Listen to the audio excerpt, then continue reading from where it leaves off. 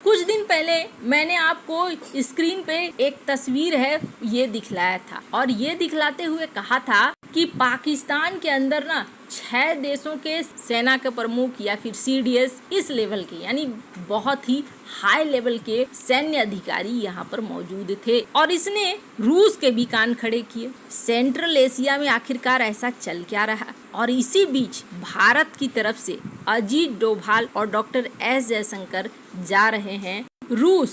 जानेंगे आखिरकार ये दोनों ऐसे समय में रूस क्यों जा रहे हैं जब डोनाल्ड ट्रंप की तरफ से भारत के ऊपर प्रतिक्रियाएं दी गई है। क्या कुछ बड़ा होने वाला है? जियोपॉलिटिक्स में बहुत कुछ चल रहा है, हमेशा की तरह इस एपिसोड में जानने को मिलेगा बहुत कुछ, इसलिए वीडियो को अंत तक जरूर देखें। ये जो सेंट्रल एशिया है ना, इस जगह पे ना अमेरिका की नजर काफी पहले से रही और एक मैं आपको एग्जाम्पल देती हूँ। इतिहास में एक क्षण था, ये तस्वीर देख रहे हैं ना, ऐतिहासिक तस्वीर है क्योंकि यहाँ पर पाकिस्तान के साथ मिलकर एक संगठन बनाया गया था एकदम नाटो की तरह, और इस संगठन में कई सारे देश थे और इन कई सारे देशों में यूके भी था। कमाल की बात यह है कि इस ट्रीटी में भारत नहीं था, बाद बाकी Japan, Laos, Malaysia, New Zealand, Pakistan, Philippines, south Korea, south Vietnam, Taiwan, Thailand, United kingdom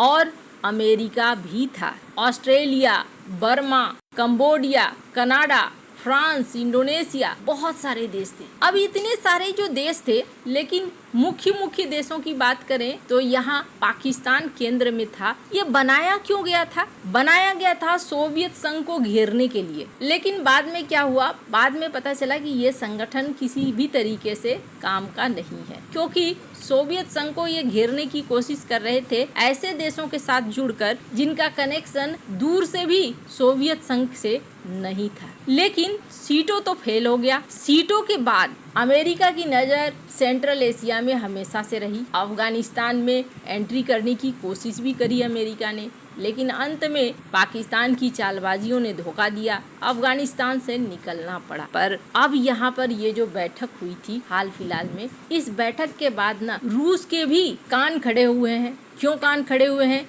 क्योंकि यहाँ पर इस बार जो ये सम्मेलन हुआ, इस सम्मेलन में बेहद खास देश थे। अमेरिका था, कजाकिस्तान था, किर्गिस्तान था, तजिकिस्तान था, उज्बेकिस्तान था। ये लगभग सेंट्रल एशिया के सारे देश थे और इस सम्मेलन का थीम क्या था? बॉन्ड को मजबूत करना है, शांति को सुनिश्चित करना है। और इसका उद्देश्य क्या था? आतंकवाद विरोधी प्रयासों को रोकना है, जॉइंट सैन्य प्रशिक्षण लेना है यानी कि ट्रेनिंग लेनी है, और सैन्य कूटनीति को बढ़ाना है। और इस मौके पर जनरल मुनीर ने क्या कहा? इसने कहा कि आज के दौर में सीमा पार खतरों और जटिल हाइब्रिड चुनौतियों के कारण सैन्य सहयोग जरूरी है, रणनीतिक बातचीत जरूरी है, आपसी विश्वास की जरूरत पहले से कहीं अधिक है। उन्होंने जोर देकर कहा कि पाकिस्तान क्षेत्रीय शांति और समृद्धि के लिए अपने सहयोगियों के साथ मिलकर काम करना चाहता है। अब यहाँ पर नेतृत्व वाली भूमिका में आना चाहता है पाकिस्तान। और क्षेत्र कौन सा है? ये इलाका है सेंट्रल एशिया का इलाका। अब मैं क्यों कह रही हूँ कि ये रूस के लिए थोड़ी परेशानी वाली बात है, क्योंकि रूस ने हाल ही में तालिबान को मान्यता दी।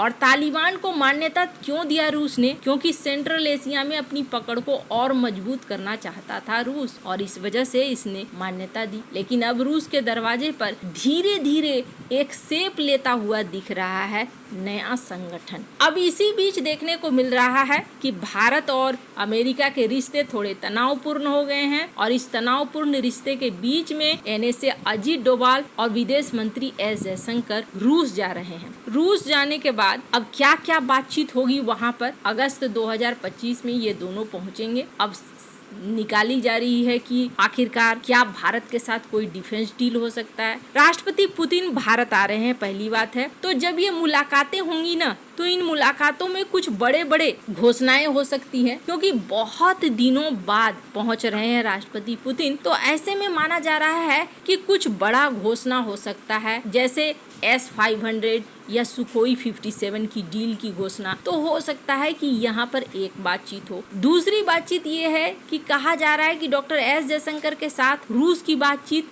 व्यापार को लेकर होगी, निवेश को लेकर होगी, राष्ट्रीय मुद्राओं में व्यापार को लेकर होगी, एनर्जी के प्रोजेक्ट को लेकर हो सकती है, एशिया प्रशांत क्षेत्र में सुरक्षा को लेकर हो सकती है। भारत और रूस ने 2030 तक 100 बिलियन अमेरिकी डॉलर के बायलैटरल व्यापार का लक्ष्य रखा हुआ है। हो सकता है यहाँ पर उस लेवल पर बात हो। उसके बाद ये भी कहा जाता है कि एक दूसरा पक्ष ये भी है कि अजीत डोभाल यहाँ पहुँचे हैं, यानी डोभाल नेशनल सिक्योरिटी एडवाइजर हैं। सिक्योरिटी से रिलेटेड चीजें क्या यहाँ पर होने वाली हैं। सेंट्रल एशिया में ना चीजें बदल रही है और ये बात तो तय है, ये भारत के लिए भी ठीक नहीं है और न ही रूस के लिए ठीक है। ऐसे में ये बैठक, पहली बात तो ये कि सेंट्रल एशिया को लेकर हो सकती है और दूसरी बात ये कि ये बैठक भारत और अमेरिका के बीच जैसे संबंध बिगड़े हैं उसके बाद आगे रूस और भारत के संबंधों को लेकर भी हो सकती है। एक बात तो तय है कि भारत ने यहाँ रूस से तेल खरीदना जारी रख के अब सीधे सीधे डोनाल्ड ट्रंप को नकार दिया है। अब दो चीजें आती है, या तो डोनाल्ड ट्रंप अपनी बात पर अडिग रहेंगे और वो बोलेंगे कि नहीं भाई, तुम पर हम पेनल्टी तो अब लगाएंगे ही लगाएंगे। इसका मतलब ये हो गया कि भारत और अमेरिका के संबंध और भी खराब होने जा रहे हैं। अब ऐसे में भारत रूस के साथ किस लेवल तक का व्यापार कर सकता है या सिक्योरिटी से रिलेटेड कौन कौन सी चीजें हो सकती हैं, हो सकता है ये भी एक डिस्कशन का हिस्सा हो। दूसरा, कहीं ये भी हो सकता है कि पीएम मोदी का प्रस्ताव लेकर पहुंचे हो दोनों कि रूस यूक्रेन युद्ध में अब शांति स्थापित हो जाए, लड़ाई और ज्यादा आगे न बढ़े। भारत ने ये साफ कर दिया है कि भारत रूस के साथ अपनी दोस्ती नहीं तोड़ने वाला है और एक मल्टीपोलर वर्ल्ड के लिए तैयार है, लेकिन अमेरिका ने भी ये साफ कर दिया है कि अमेरिका किसी मल्टीपोलर वर्ल्ड के लिए तैयार नहीं है। या तो आप हमारे साथ हैं या आप हमारे खिलाफ। वैसे आपको बता दूं, अमेरिका के साथ होने का मतलब कुछ बनता नहीं है जब वो यूरोपीय देशों का साथ नहीं देता है, या फिर अभी जापान के पास चाइना और रूस दोनों ही युद्धाभ्यास करना शुरू कर रहे हैं, तो अमेरिका की तरफ से कोई वैसा रिएक्शन देखने को नहीं मिल रहा है। फिलीपींस को तो सीधे अमेरिका ने ये कह दिया कि भाई तुम चाइना के साथ दोस्ती कर लो, मतलब ये तुम्हारा मामला है, तुम समझो। तो ऐसे में भारत को अपनी सुरक्षा खुद ही तय करनी पड़ेगी, खासकर तब तक तो जरूर जब तक डोनाल्ड ट्रंप सत्ता पे हैं, तब तक विदेश नीति अभी बदलती हुई नजर नहीं आ रही है। आपको क्या लगता है इन सब मामले में, आपकी क्या राय है, कमेंट कर जरूर बताएं। जल्द मिलते हैं अगले वीडियो में नई खबर के साथ।